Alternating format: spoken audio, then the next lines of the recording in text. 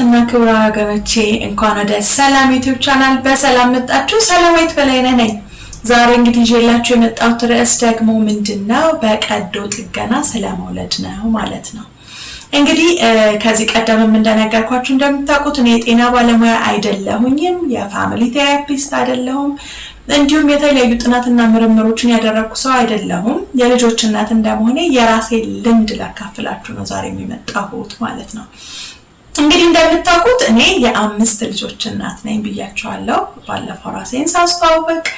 አምስቱንም ልጆቼን ደግሞ በቀዶ ጥገና ነው የተገላገልኳቸው እና እስኪ የቀዶ ጥገና ሂደት በጠቅላላው ምን ይመስላል፣ እስኪ በቀዶ ጥገና ደግሞ የምትወልዱ ሴቶች ምን ብታደርጉ ቶሎ ከቀዶ ጥገና ህመም ማገገም ትችላላችሁ የሚለው ነው ዛሬ የምናወራው ማለት ነው። እሺ እንግዲህ ሴቶች ማንኛውም ሴት ነፍሰ ጡር የሆነች ሴት በሁለት አይነት መንገድ ልጆቿን ልትገላገል ትችላለች አይደለ? አንደኛው በምጥ ወይም ተፈጥሯዊ ናቹራል በርስ የምንለው ነው። ሌላኛው ደግሞ በቀዶ ጥገና ነው። እንግዲህ ሁለቱ በጣም የተለያዩ የየራሳቸው ጥሩና ጥሩ ያልሆነም ጎን ሊኖራቸው የሚችሉ ነገሮች ናቸው። በጠቅላላ መውለድ የሚባለው ነገር ራሱን ችሎ ቀላል ሂደት አይደለም። ባለፈው በሰራውላችሁ ቪዲዮ ላይ እንዳወራ ነው ከእርግዝና ጀምሮ ልጃችሁን እስከምትገላገሉ ከዛም በኋላ ባለው ሂደት ውስጥ ቀላል አልጋ ባልጋ የሚባል ጉዞ የለም። በምጥም ወለዳችሁ በቀዶ ጥገናም ወለዳችሁ ሁለቱም የየራሳቸው ጥሩ ጎን አላቸው፣ ጥሩ ያልሆነ ጎን አላቸው።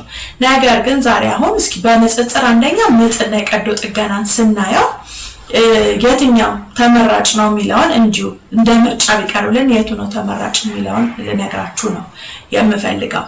ኖርማሊ እንግዲህ የጤና ባለሙያዎችም እንደሚመክሩት ማንኛውም እናት በተቻለ አቅም በተፈጥሮ ያወላለድ ወይም በምጥ እንድትወልድ ይመከራል። አንዳንድ ጊዜ ግን በምጥ እንዳትወልድ የሚያስገድዷት ሁኔታዎች ሊፈጠሩ ይችላሉ። ከጤና ችግር ጋር ተያይዞ ከጽንሱ ጋር ተያይዞ በተለያዩ ምክንያቶች በጤና ባለሙያዎች ምክር መሰረት እናት በቀዶ ጥገና እንድትወልድ ሊባል ይችላል።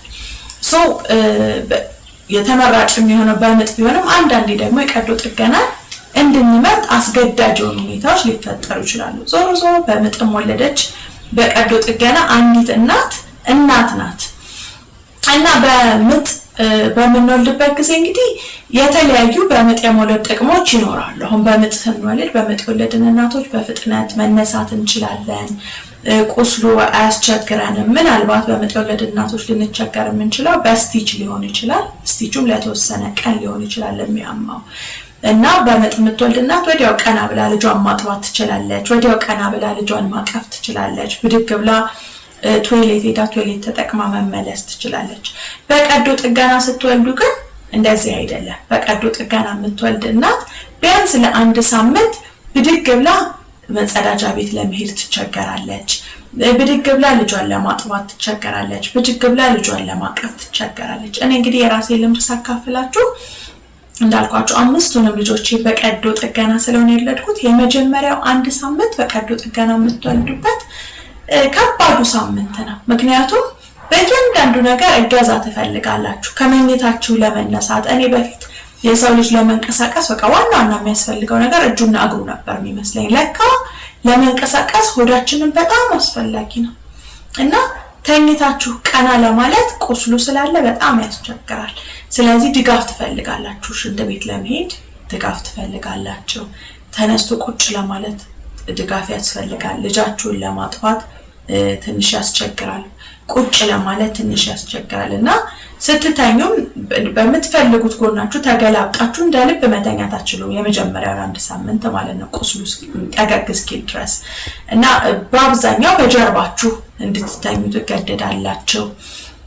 ይሄ ነገር በቃ የቀዶ ጥገና ከምጥ ጋር ስታወዳድሩት የምጡ ህመም እንዳለ ሆኖ ማለት ነው። መቼም የምጥ ህመም በአለም ላይ ብዙ አይነት ህመሞች አሉ። በአለም ላይ ካሉ ቶፕ ከሚባሉት ህመሞች ውስጥ አንዱ የምጥ ነው። አንዳንድ ሴቶች እንግዲህ እንደድላቸው እድለኛ ሆነው ብዙ ህመም ሳይሰማቸው የሚገላገሉ አሉ። ግን በአብዛኛው የምጥ ህመምን የሚያክል ከባድ ህመም በቃ የለም። በጣም ከባድ ነው። በአብዛኛው እናቶች ታመው ተጨንቀው ነው በምጥ የሚወልዱት። እንኳን የሰው ልጅ አይደለም እንስሳት እንኳን በምጥ ሲወልዱ እናያቸዋለን አይደል? እነ ድመትና ውሻ በጣም ተጨንቀው ተጠባው ነው የሚወልዱትና ምጥ የዛች የምጧ ህመም እስከተቻለች ድረስ ከዛ በኋላ ያለው ነገር ግን የተሻለ ምቾት ይሰጣል። በቀዶ ጥገና ስትወልዱ ግን እንዳልኳችሁ የመጀመሪያው ሳምንት ትንሽ ትቸገራላችሁ። እንግዲህ ሌላው ደግሞ በቀዶ ጥገና ስትወልዱ አስቸጋሪ ሊሆን የሚችለው ነገር ምንድነው? እንደ ልባችሁ ካለመንቀሳቀሳችሁ በተጨማሪ እንድትወልዱ የሚደረገው ደግሞ በማደንዘዣ ነው አይደል? በምጥ ጊዜ ማደንዘዣ አትወስዱ። በቀዶ ጥገና ጊዜ ግን ማደንዘዣ ይወሰዳል እና ያ ማደንዘዣ ደግሞ የራሱ ይዞት የሚመጣ የጎንዮሽ ጉዳት አለ። እንግዲህ እኔ አሁን በራሴ ልምድ ስነግራችሁ 5 ልጆችን ስወልድ ሁሉንም በአንድ አይነት ማደንዘዣ አልወለድኳቸውም። 2 ልጆቼን በሙሉ ማደንዘዣ ነው የወለድኳቸው። 3 ልጆቼን ደግሞ በግማሽ ማደንዘዣ ነው የወሰድኳቸው። ብዙ ጊዜ የጤና ባለሙያዎች ከሙሉ ማደንዘዣ ይልቅ የግማሽ ማደንዘዣ እንድትወስዱ ይመክሯቸዋል። እንግዲህ እንደሚመስለኝ የሙሉ ማደንዘዣው ሳይድ ኢፌክቱ የበለጠ ነው ከግማሽ ማደንዘዣው በላይ ማለት ነው። ግን እያንዳንዱ እኔ በራሴ ልምድ ስነግራችሁ እያንዳንዱ የቀዶ ጥገና ኤክስፒሪየንስ በጣም የተለያየ ነው እና 2 ልጆችን በሙሉ ማደንዘዣ የወለድኩበት ምክንያት ምንድነው? አንደኛው የመጀመሪያው ልጄን ስወልድ የምጥ ህመም ላይ ስለነበርኩኝ በጣም እንቀሳቀስና አዋራጭ ስለነበረ በዛ ምክንያት ሙሉ ማደንዘዣ ሰጥተውኛል። ሌላኛው ደግሞ ሙሉ ማደንዘዣ የተሰጠኝ ጊዜ 3ኛ ልጄን ስወልድ ነው። እሱም በምን ምክንያት ነው? at the same time የሐሞት ጠጠር ኦፕሬሽን ይሰራልኝ ነበር። በእርግዝናዬ የሐሞት ጠጠር እንዳለኝ ታወቀና እሱ ኦፕሬሽን መሰራት ስለነበረበት ደጋግመን ማደንዘዣ ከምንጠቀም ብለው አንድ ሙሉ ማደንዘዣ ሰጥተው የማህፀን ቀዶ ጥገናውም የወሊዱም ተደረገልኝ። at the same time ደግሞ የሐሞት ጠጠሩ ወጣልኝ። 2 ቁስል ነበረ ማለት ነው 3ኛ ልጄን ወልጄ በዛ ምክንያት 2 ሙሉ ማደንዘዣ ወስጃለሁ። ከዛ ውጭ ግን ያሉትን 3 ልጆችን በግማሽ ማደንዘዣ ነው የወለድኳቸው። እንግዲህ እንደነገርኳችሁ የእያንዳንዱ ቀዶ ጥገና የየራሱ የሆነ ኤክስፒሪየንስ ይኖራል። አንዳንድ እናቶች አይ እኔ ግማሽ ማደንዘዣ አልወስድም፣ ግማሹ ራስ ምታት ያመጣል፣ አይ ሙሉ ማደንዘዣ አልወስድም፣ ሙሉ ማደንዘዣ እንዲያረጋኛል የሚባሉ አይነት ነገሮች ስለምሰማ እንግዲህ it's a matter of chance እንደ እድል ነው እንጂ ምንም ግማሽ ማደንዘዣ ወስጄ ምንም ራሴን ሳያመኝ ምንም የተለየ ከቁስሉ ህመም የተለየ ስሜት ሳይሰማኝ አልፎልኝ የሚያውቃል። ግማሽ ማደንዘዣም ደግሞ ወስጄ የተለያዩ ህመሞች አጋጥመውኝ ያውቃሉ። ለምሳሌ ሙሉ ማደንዘዣ ስወስድ የመጀመሪያና 3ኛ ልጄ ላይ ነው ሙሉ ማደንዘዣ ወሰድኩት። በቃ ልክ ሪከቨር ስታደርጉ ስትነቁ የተደበደባችሁ አይነት ስሜት ይሰማችኋል። ሙሉ ሰውነታችሁ ቁስል ይላል፣ ድካም በጣም ይሰማችኋል። ከዛ ደግሞ እንደምታውቁት በሙሉ ማደንዘዣ ስትወልዱ ወዲያው መንቃት አትችሉም። ልክ ከኦፕሬሽን ክፍል ያወጧችሁና ሪከቨሪ ክፍል የሚባል አለ፣ እዛ ያስገቧችኋል። ከሪከቨሪ ክፍል ለመንቃት የተወሰነ ሰዓት ይፈጅባችኋል። ልጃችሁን ወዲያው እንደወለዳችሁ ማየት አትችሉም። ልጃችሁን ወዲያው እንደወለዳችሁ ማጥባት አትችሉም። ሪከቨሪ ክፍል ገብታችሁ እስክትነቁ ይጠበቃል። በግማሽ ማደንዘዣ ግን ከወለዳችሁ ልጃችሁን እዛው እነሱ ሰርጀሪውን እየሰሩላችሁ ልጃችሁን በጎን አምጥተው ያሳያችኋል። ኦፕሬሽኑም እንዳለቀ እዛው በተኛችሁበት ጡት ማጥባት ትችላላችሁ ማለት ነው። በግማሽ ማደንዘዣ ስትወልዱ ልዩነቱ ምንድነው? ያው ሙሉ ቀዶ ጥገና የሚባለው ሙሉ ራሳችሁ እንዳታውቁ ነው የሚደረገው። የግማሽ ቀዶ ጥገናው ግን ከወገባችሁ በታች ያለው አካላችሁ ብቻ እንዳይንቀሳቀስ እንዳይሰራ ፊል እንዳያደርግ ነው የሚደረገው። ፊል እንዳያደርግ ስላችሁ ግን ግማሽ ማደንዘዣ ስሜቱ እንዴት መሰላችሁ? ለምሳሌ ስትቆነጠጡ አይሰማችሁም፣ በመርፌ ብትወጉ አይሰማችሁም፣ ብትቆረጡ አይሰማችሁም። እግራችሁን ማንሳት ማስቀመጥ በቃ ከወገባችሁ በታች ምንም አይነት እንቅስቃሴ ማድረግ አትችሉም። ግን ፕሬሸር ይሰማችኋል ማለት ከወዳችሁ ልጅ ሲያወጡ እየነካኳችሁ እንደሆነ የሆነ ሰው ወዳችሁን እየነካካችሁ እንደሆነ ምናምን እንደዚህ አይነት ስሜት አለው።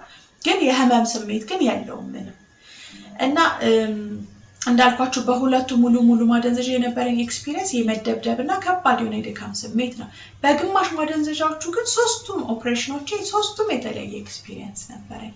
አንደኛው ልጄ ላይ ምንም በቃ የተለየ ስሜት አልተሰማኝም። ኦፕሬሽኑ ተሰራልኝ፣ በሰላም ወደ ቤት ሄድኩኝ። ያው ለ1 ሳምንት ቁስሉ ጠገግ እስኪል ትንሽ ያስቸግራል። እሱን ሃንድል አድርጌ ወዲያው ተነሳኝ። ሌላኛው ልጄን ስወልድ ግን አንድ ያጋጠመኝ የጤና ችግር ነበር። ምንድነው? የመጀመሪያ ቀን ወለድኩኝ፣ ቤቴ ገባሁኝ።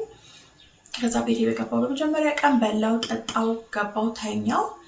ከዛ ወደ ማታ አካባቢ ላይ ቶይሌት ሽንቴ መጣና ቶይሌት ብሄድ ፈለኩኝና ቶይሌት ልክ ልሸና በገባሁበት ሰዓት ውስጥ ልክ ሽንቴን ለመሽናት ስሞክር ይሄ ነው የማልላችሁ ከራስ ጭንቅላቴ እስከ እግር ጥፍሬ ድረስ የሚያም እጅግ በጣም ከባድ የሆነ ስሜት ተሰማኝና ሽንቴን መሽናት አልቻልኩም። ሰውነቴን ስንጥቅ የሚያደርግ ከባድ ህመም ተሰማኝና በጣም ነበር የጮህኩት። ስጮህ ቤተሰቦቼ ሁሉም በቃ ተሰበሰቡ። ግራ ገባቸው የሚያደርጉኝ ነገር። ኢቭን ከባዝሩም ከቶይሌት መውጣት አልቻልኩኝም።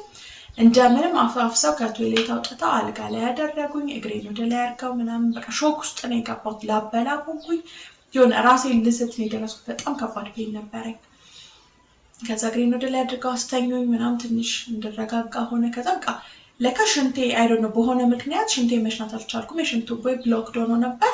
ሽንቴ ይመጣል ግን ሆዴ ያው መጠጥ ደግሞ እጠጣለሁ፣ አጥሚት እጠጣለሁ፣ ፈሳሽ መውሰድ አለባችሁ ወልዳችሁ በላለሁ ምናምንና ሆዴ ተነፋ በቃ። ከዛ መጨረሻ ላይ ታያሁኝና በድጋሚ በቃ ቤቷም ሆና ካቴተራይዝድ ትሁን ካቴተር ይደረግላት ተብሎ ካቴተር ማለት ያው የሽንት ቱቦ ማለት ነው የሚቀጠልላችሁ ተቀጥሎልኝ ለ3 ቀን ቤቴ ውስጥ ሆኜ ራሱ በካቴተር ነበረ ሽንቴ ሲወገድልኝ የነበረው ማለት ነው። እና አንድ ማስታወስ ኤክስፒሪየንስ እሱ ነው። በቃ በጣም ከባድ ኤክስፒሪየንስ የነበረኝ ከግማሽ ሞዴል በኋላ። ሌላኛው ልጄን ደግሞ ስወልድ ያጋጠመኝ ምንድነው ራስ ምታት። ሁሉም ልጆቼ ላይ ራስ ምታት አጋጥሞ ብዙ ጊዜ ማደንዘዣ የወሰዱ ሴቶች ራሴን አመመኝ ምናምን ሲሉ ሰማለሁ እንጂ ምንም እኔ ራስ ምታት ገጥሞኝ አያውቅም። እዛኛው ልጄ ላይ ግን በጣም ከባድ የሆነ ራስ ምታት ለ2 ሳምንት ነበረኝና ካለ ትራስ ተኝ ነው የሚሏቸው የሕክምና ባለሙያዎቹ። ካለ ትራስ ተኛ ነበረ። ግሬን ሰቀል አድርጌ ተኛለሁ። በቃ ኦንሊ ቲንግ የምችለው ወይ መቆም ነው ወይ መተኛት ነው። ከተቀመጥኩኝ ሄዴኩ በቃ ይሄ ነው የምላችሁ ሄዴክ አይደለም። ከማጅራታችሁ ጀምሮ እስከ ታች እስከ ወገቤ ድረስ ፊል የማደርገው ከባድ ህመም ነበረ። ራስ ምታቱ በጣም ከባድ ለ2 ደቂቃ በቃ ቶለሬት ማድረግ የማትችሉት እና ቆሜ ሁሉ አጠባ ነበር የሚገርማችሁ። ልጄን አቅፌ ቆሜ ወደዛ ወደዚህ እያልኩኝ እስከ ማጥፋት ድረስ ማለት ነው የደረስኩት የነበረው። ሌላችሁ የፈለኩት ምንድነው በአጠቃላይ በቀዶ ጥገና ስትወልዱ ሁሉም ቀዶ ጥገና የየራሱ የሆነ ኤክስፒሪየንስ አለ። አንዷ ሴት ላይ ያጋጠመ አንዷ ሴት ላይ ላይጋጠም ይችላል። ኢቭን ራሳችሁም ሆናችሁ የተለያየ የቀዶ ጥገና ሂደት ላይ የተለያየ ኤክስፒሪየንስ ሊኖራችሁ ይችላል።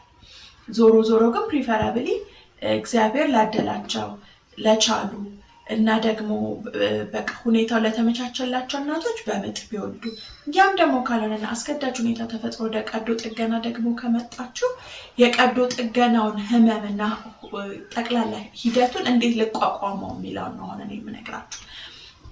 እንግዲህ እንደነገርኳችሁ የመጀመሪያው 1 ሳምንት በቀዶ ጥገና ህመም አለው ብያችኋለሁ። ግን ህመሙን ለመቋቋም ወይም ቶሎ ቁስላችን እንዲድን የምናደርጋቸው ነገሮች አሉ። የመጀመሪያው ነገር ምንድነው? ዝም ብሎ አለመተኛት። አራስ ስትሆኑ ደክሞኛል ወይም አሞኛል ወይም ቁስላለኝ ብላችሁ ጸጥ ብላችሁ መተኛት በጣም አደጋ አለው።